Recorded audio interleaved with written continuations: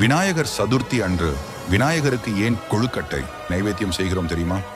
இந்திய கலாச்சாரத்தில் முழுமுதற் கடவுளாக வணங்கப்படுவது விநாயக பெருமானை தான்.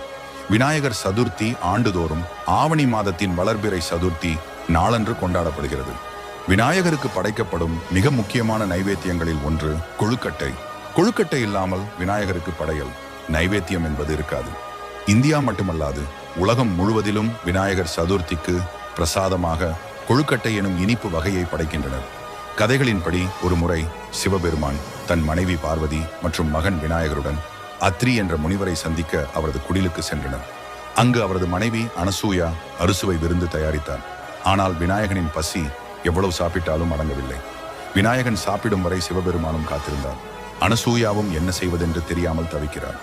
குழந்தையின் பசி அடங்கும் என்று ஒரு இனிப்பான உணவை பரிமாறுகிறார். அதனை சாப்பிட்டவுடன் பெரிதாக ஏப்பம் விட்டாராம் குழந்தை விநாயகர்.